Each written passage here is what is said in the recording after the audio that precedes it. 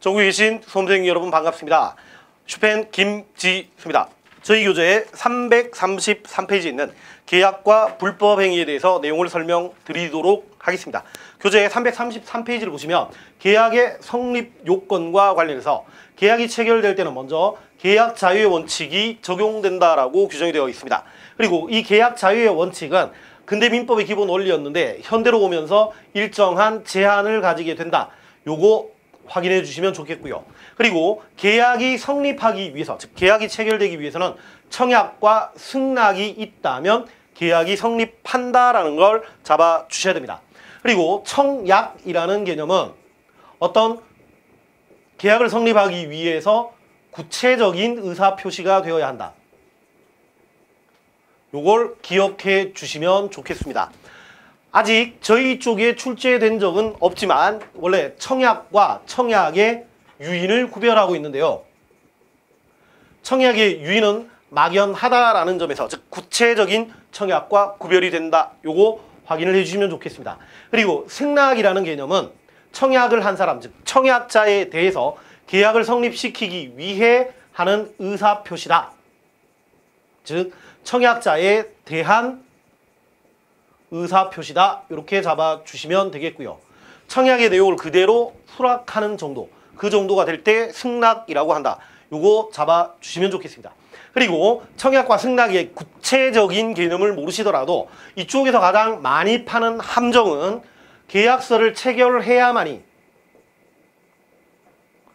계약이 성립한다. 즉 계약서 체결이 계약서의 계약의 성립 요건이다라는 것을 함정을 많이 파고 있는데 계약서 체결 그 자체가 계약을 성립시키는 것은 아니다.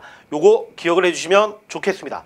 그런데 우리가 일상적으로 계약을 체결할 때 계약서를 쓰는 이유는 어떤 계약과 관련되는 분쟁이 발생했을 때 그 분쟁을 해결하기 위해서 계약서를 사용하는 것이지 계약서 그 자체가 계약의 성립 요건은 아니다. 요거 확인을 해주시면 좋겠고요. 공증이라는 개념은 계약서로 그 계약이 성립했다라는 것을 공적인 기관에 의해서 증명받고 있는 제도. 이렇게 잡아주시면 되겠습니다. 즉 계약 내용이 국가가 지정한 사람들로부터 확인을 받도록 한다.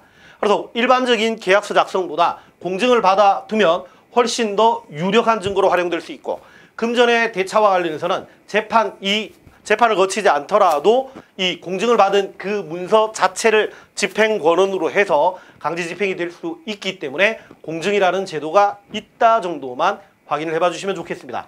아직 계약과 관련된, 즉 계약의 성립 요건과 관련해서는 출제된 내용이 없기 때문에 1순위로 잡아 주셔야 되는 것은 계약에서는 청약과 승낙이라는 것만으로 성립한다. 이 부분을 강조드리고 싶습니다. 그리고 계약의 내용에 대한 일정한 제한에서 계약은 당사자 의사가 합치될 때만 이루어지는데 만약에 당사자 의사가 합치되더라도 지나치게 공정성을 잃은 계약, 이것들은 계약이 성립하지 않게 되겠고요.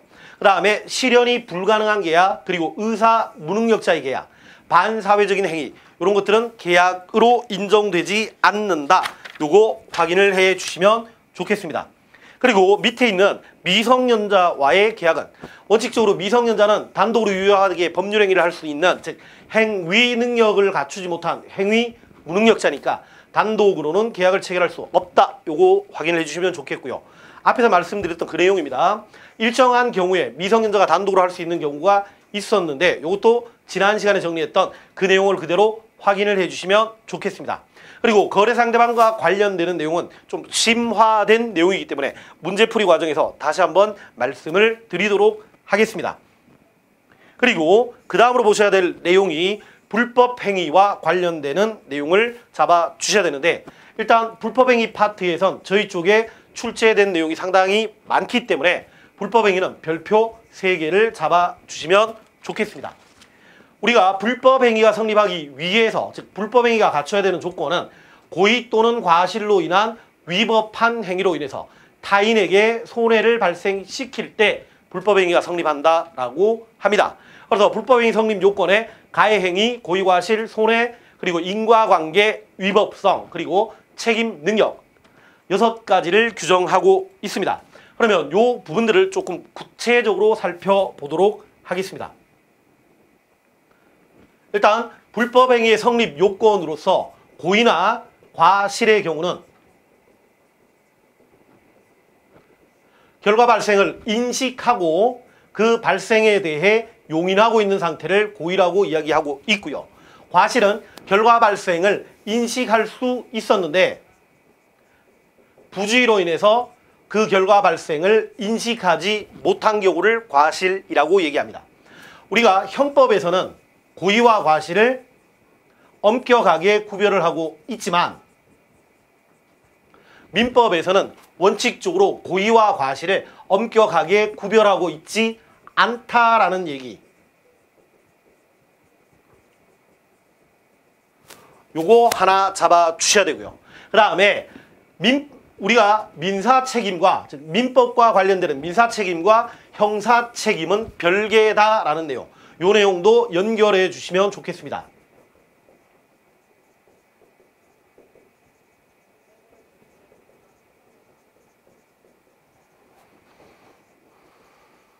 그래서 형법적인 처벌을 받더라도 민사상 불법 행위가 성립한다라면 민사상 손해배상을 청구할 수 있다.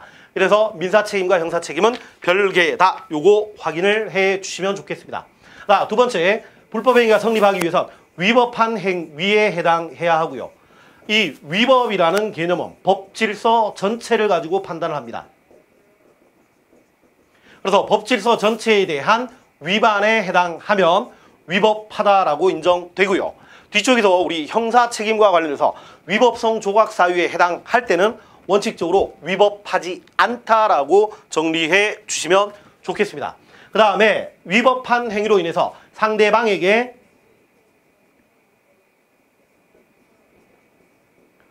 손해가 발생해야 하는데 여기서 우리가 손해라는 개념은 크게 적극 손해와 소극 손해 그리고 정신적인 손해 이 셋으로 분류를 하고 있습니다. 그래서 통상 이것을 손해 3분설이라고 하는데요. 적극 손해라는 건 내가 가지고 있던 재산에서 즉 기존에 있던 이익이 상실될 때 이것은 적극 손해라고 합니다. 통상 내가 어떤 다쳤을 때 병원비를 지출하게 된다면 이것은 적극 손해로 정리가 돼야 되고요. 소극 손해라는 건 내가 얻을 수 있는 기대 이익을 상실하게 된다. 이걸 소극 손해라고 이야기합니다. 예를 들어 볼게요. 누군가의 불법 행위로 인해서 제가 다쳐서 병원에 입원해 있는 동안 강의를 하지 못한다면, 즉 다치지 않았을 때 내가 강의로 얻을 수 있었던 강의료는 다쳤기 때문에 강의를 못하게 될 거고 그래서 강의료를 받지 못하게 되겠습니다. 이 경우는 소극 손해라고 이야기를 하게 됩니다. 그리고 정신적인 손해를 우리가 통상 위자료라고 이야기를 하고 이 손해 세 가지와 관련해서 특히 적극 손해와 소극 손해는 현실에서 발생한 것을 원칙적으로 배상을 해야 된다. 이 내용까지 연결해서 잡아주시면 좋겠습니다. 그리고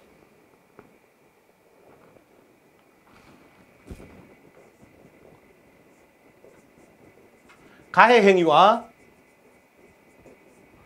손해 사이에서는 인과관계가 인정되어야 합니다. 여기서 인과관계라는 개념은 통상 이런 행위, 이런 가해 행위가 있었다면 이런 손해가 발생할 것이다. 그렇게 인정되는 즉 상당한 관계가 있다라는 상당 인과관계설을 다수설로 하고 있습니다. 그래서 인과관계가 있을 때 손해가 인정되고요. 그 다음 다섯 번째로 잡아주셔야 되는 것이 책임 능력이 되겠습니다. 여기서 책임 능력이라는 얘기는 어떤 나의 행위에 대해서 이 행위로 인해서 손해가 발생하고 이 행위에 대해서 내가 책임을 질 수 있는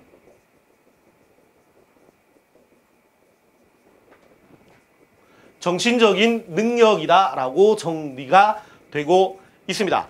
만약에 방금처럼 봤던 고의나 과실한 위법한 행위로 손해가 발생했더라도 책임 능력이 없는 경우에는 이 손해에 대해서 배상을 할 책임을 지지 않게 되고요. 책임 능력이 있을 때만 이 발생한 손해에 대해서 배상할 책임을 담당하게 된다. 요거까지 잡아주셔야 됩니다. 그리고 통상 책임 능력과 관련해서는 지적인 능력이니까 얘는 상황에 따라서 책임 능력이 인정되는 경우와 책임 능력이 부정되는 경우가 있습니다. 얘를 잡으실 때는 요 정도로 정리해 주시면 좋겠습니다. 통상 책임 능력은 한 초등학교 1학년 정도, 요 정도 수준이면 책임 능력이 있다라고 확인을 해주시면 되겠고요. 얘를 기준으로 잡는 거지만 상황에 따라서는 달라질 수가 있겠다. 요 내용 확인해 주시면 좋겠습니다. 그리고 입증 책임과 관련해서는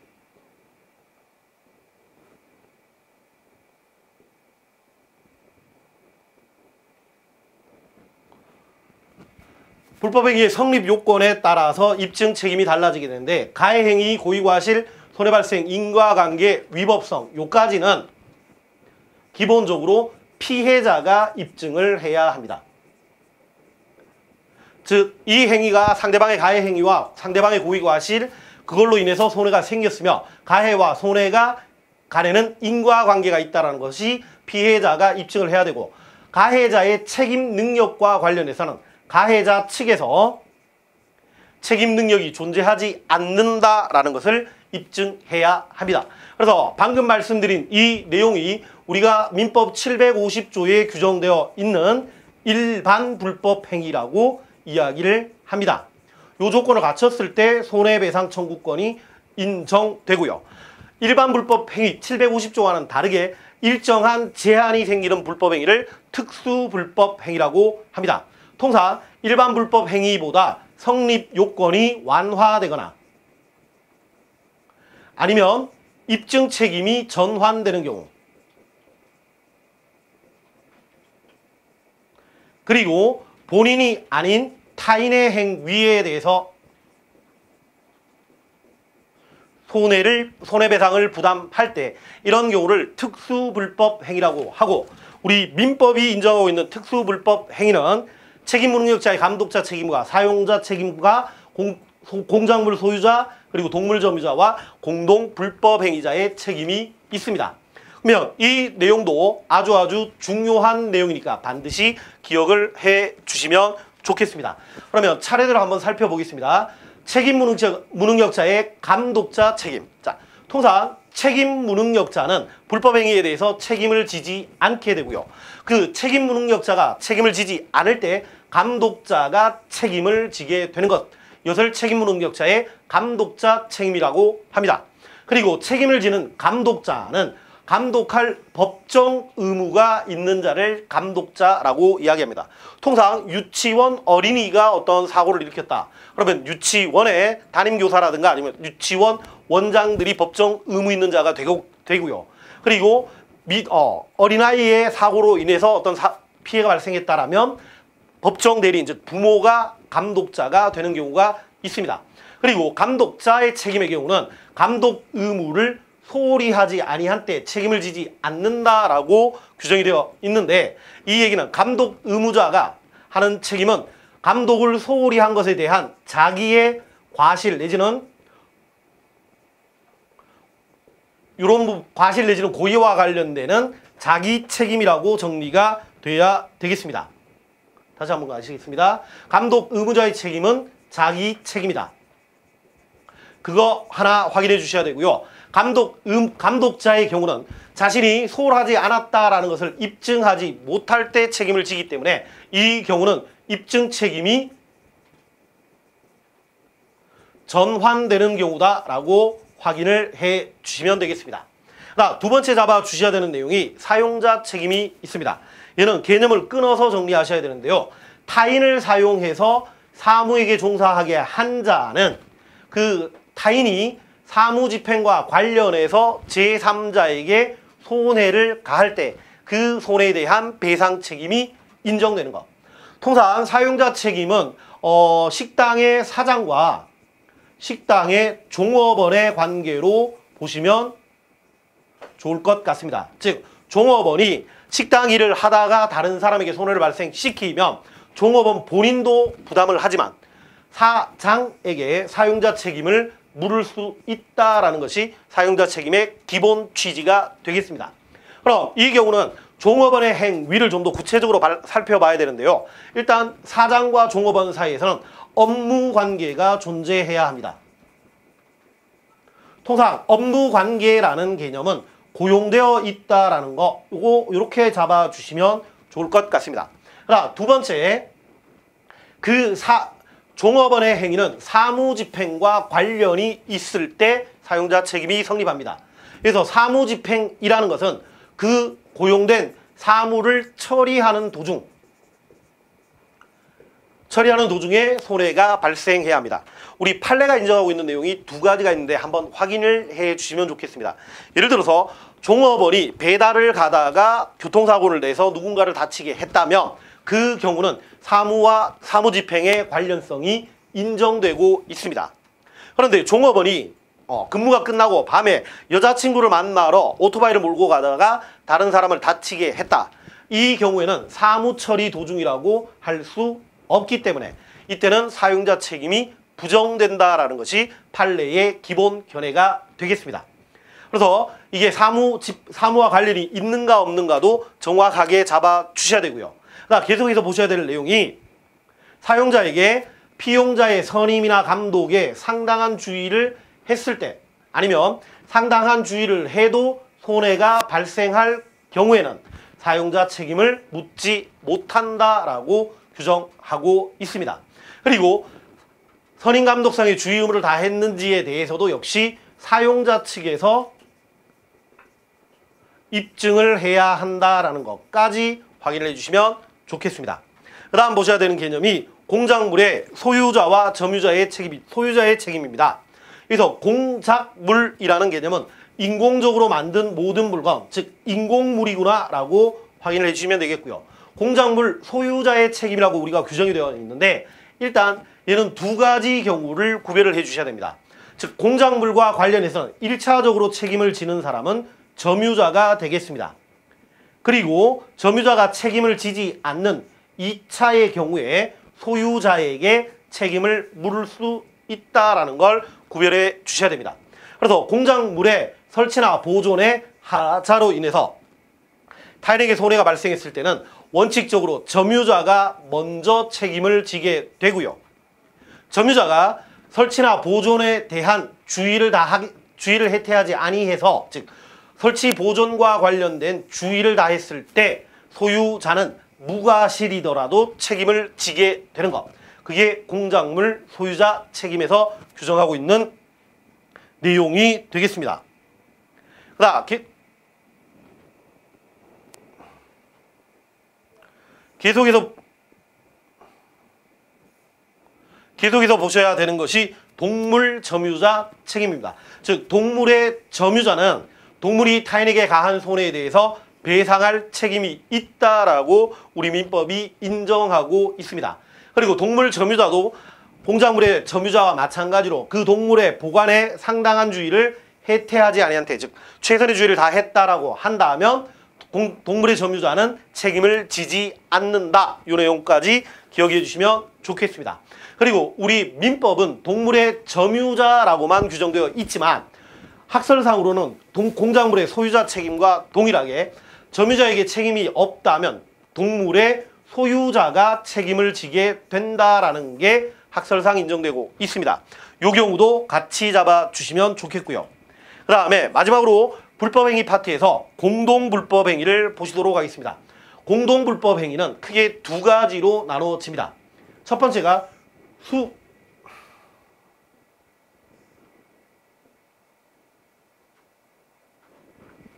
첫 번째 보셔야 되는 게 수인이 공동으로 불법행위를 한 경우와 공동 아닌 수인의 행위 두 가지가 달라지는데요. 법이 수인의 불법행위와 공동 아닌 수인을 구별하는 이유는 이겁니다. 수인의 공동행위의 경우는 어떤 같이 일을 저지르겠다는 공모의사가 존재하는 경우고 공동 아닌 수인의 경우는 공모의사가 존재하지 않는 경우가 되겠습니다. 그리고 수인이 공동으로 불법행위를 했을 때는 공모의사가 있기 때문에 비록 자기가 담당한 행위가 일부이더라도 일부 행위에 대해서 그 결과에 대한 전체 책임을 부과하고 있습니다. 그리고 공동 아닌 수인의 경우는 크게 두 가지로 나누는데 어떤 원인이 밝혀진 경우,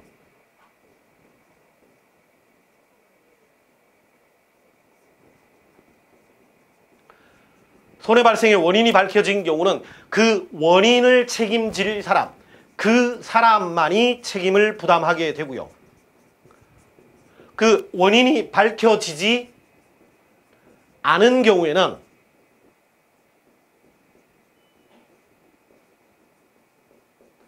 그 발생한 손해에 대해서 전부 책임을 지게 된다라는 게 공동불법행위, 즉 수인의 공동불법행위와 다른 점이 되겠습니다.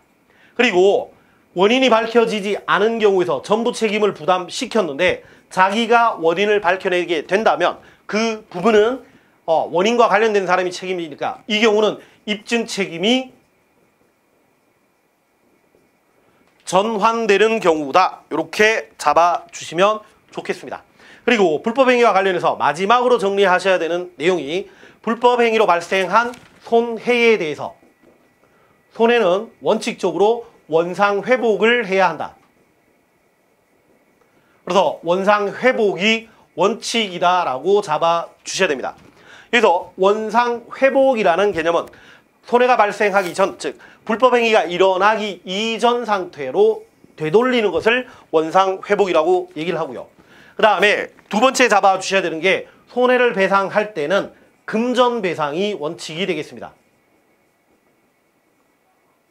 우리가 동해보복이 금지되기 때문에 피해 발생한 만큼, 피해를 해결할 만큼의 금전을 지급하는 것이 원칙이 되고요. 예외적으로 명예훼손의 경우는 그 명예를 회복하기 위해서 적당한 조치를 명할 수 있다. 이게 우리 민법에 규정되어 있는 명할 수 있다. 이게 민법에 규정되어 있는 내용입니다. 그리고 여기서 판례 하나를 연결해서 기억해 주시면 좋겠습니다. 명예훼손과 관련된 적당한 조치에다가 사죄 광고를 강제하는 것이 포함되어 있다면 이것은 헌법이 보장한 양심의 자유를 침해하는 것이다.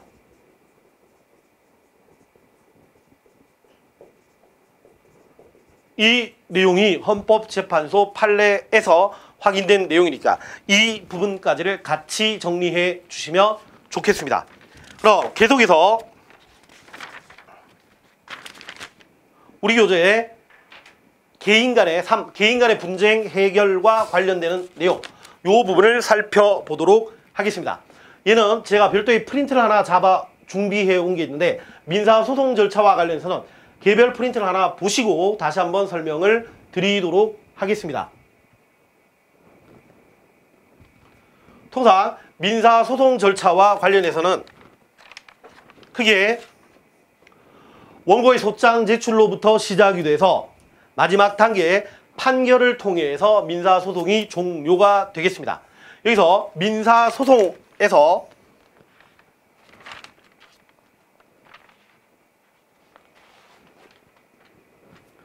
원고라는 개념은 소송을 시작하는 사람을 원고라고 하고요. 그 다음 원고가 지명한 상대방을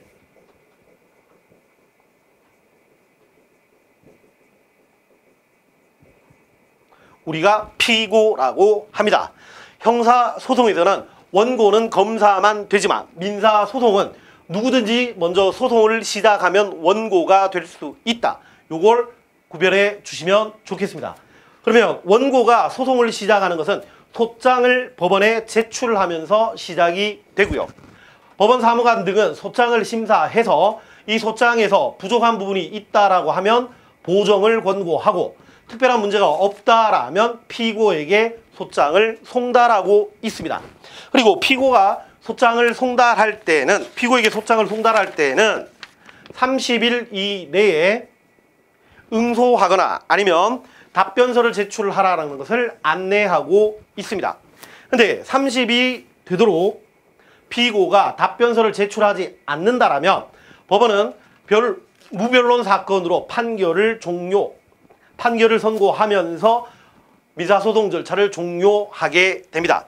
요 사건이 무변론 판결 사건이라고 합니다. 요거 하나 체크해 두시면 좋겠고요. 그다음 피고가 제출한 답변서에서 보면은 부인 답변이라고 했는데 여기서 원고와 피고에 대한 관련된 내용을 잠깐만 정리하고 하겠습니다. 우리가 민사소송에서 사용되고 있는 용어가 주장이 있고요. 항변이 있고 항변과 부인이 있다라고 이야기합니다. 통상 주장이라는 개념은 어떤 것들을 해달라 내지는 어떤 것에 대한 요구라고 보시면 좋을 것 같습니다. 이에 비해서 항변이라는 건 항변이나 부인의 경우는 피고가 주로 하는 것인데 항변의 경우는 원고의 주장에 대해서 새로운 주장을 하는 것을 항변이라고 하고요. 원고의 주장을 거부하는 것을 부인이라고 합니다. 이 부분도 조금 헷갈리니까 예를 다시 하나만 들겠습니다. 갑이 을에게 5천만 원을 빌려줬다라는 것을 원고가 주장을 한다면 항변의 경우는 이겁니다. 을은 갑에 대해서 빌려준 돈 5천만 원을 갚았다. 이렇게 대답하는 것을 항변이라고 하고요. 을이 원고에게 당신은 나에게 빌려준 적이 없다라고 얘기하는 것을 부인이라고 합니다. 그래서 통상 원고의 주장에 대해서 피고가 부인하는 경우만 나와 있는데 항변의 경우도 역시 같이 정리해 주시면 좋겠습니다. 그러면 계속 한번 해보겠습니다. 피고가 부인을 하면 재판장은 사건 기록을 검토하게 되고 이 사건이 간단하다라면 바로 변론기일을 열어서 당사자의 주장을 살펴본 후 증거조사 이후에 판결을 선고하게 됩니다. 근데 만약에 당사자의 부인이나 답변 그 다음에 이런 내용들이 좀 복잡하다라고 한다면 준비 절차라는 걸 거치게 됩니다. 그래서 복잡한 주장이나 항변들에 대해서 요점을 정리하는 것 그걸 준비 절차라고 잡아주시면 좋겠고요. 준비 절차는 서면에 의하는 경우와 준비 기일에 의한 경우가 있습니다. 우리가 준비 절차를 하는 이유는 법률 분쟁을 좀 더 증거와 관련되는 것들을 명확하게 하기 위한 거기 때문에 반드시 준비 절차를 거쳐야 할 필요는 없다. 이렇게 정리해 주시면 되겠고요. 그다음 변론이나 준비 절차가 진행되는 도중에도 조정 절차가 진행될 수 있다라는 거 확인해 주시면 좋겠습니다. 그래서 준비 절차를 거친 이후에 증거조사 이후 다시 판결을 한다. 이렇게 확인을 해봐 주시면 좋겠습니다. 그리고 이 부분을 또 말씀을 드려야 될 것 같습니다. 사실은 이게 민사소송법과 관련된 내용이기 때문에 저희 공무원 사회 수준에서는 상당히 난이도가 높은 내용이고요. 아직까지 민사소송과 관련된 내용은 출제된 적이 없습니다. 근데 저희 수능 쪽에서 2013년 이후에 교과서가 개정되면서 이쪽 부분을 집중적으로 물어보고 있으니까 저희 공무원 쪽에서도 앞으로 출제될 수 있겠다. 그래서 이런 내용을 준비해 온 거니까 일단 이 순서는 참고 정도로 확인을 해봐 주시면 좋겠습니다. 그리고 계속해서 교재를 살펴보도록 하겠습니다. 우리가 민사소송과 관련되는 내용은 방금 말씀드렸던 이 내용이고 기본적으로 개인이 사적인 힘을 통해서 분쟁을 해결하는 것은 금지되어 있기 때문에 즉 자력구제가 금지되어 있기 때문에 소송이라는 절차를 통해서 하고 있다. 요거 확인해 주시면 좋겠고요. 1심 소송에 불복할 때는 판결 선고 이후 2주 내에 항소 내지는 필요하다면 3심으로 넘어가는 상고를 할 수가 있게 되겠고 계속해서 소송 이외의 분쟁 해결 방법에 대해서 정리하도록 하겠습니다. 다시 한번 말씀드립니다. 민사소송 그 자체는 내용이 좀 많이 복잡하기 때문에 저희 쪽에서 출제될 확률은 낮고요. 오히려 소송 이외의 분쟁 해결이 훨씬 더 중요합니다. 그리고 저희 공무원 쪽에서 소송 이외의 분쟁 해결과 관련해서 소액사건 심판법과 관련되는 내용이 출제가 된 적이 있습니다. 이것은 별표를 하나 추가해 주시면 좋겠습니다. 그리고 여기서 소액 사건이라는 건 소송의 대상이 되는 목적물, 즉 소가가 2천만 원 이하일 때를 소액 사건이라고 합니다. 통상 민사소송과 관련되는 분쟁의 경우는 민사소송은 시간이 많이 걸리는데 소액 사건과 관련해서는 좀 더 민사소송보다 신속하고 간편하다라는 거, 그리고 민사소송에서 인정되지 않는 예외들이 몇 가지가 있다라는 거 잡아주시면 좋겠고요. 그래서 제일 먼저 기억하실 게 금액이 2천만 원 이하다라는 걸 확인해 주시면 좋겠습니다. 그 다음 또 하나, 아직 출제되지는 않았지만 향후 출제될 수 있는 내용이 하나가 있는데 내용증명이라는 제도가 있습니다.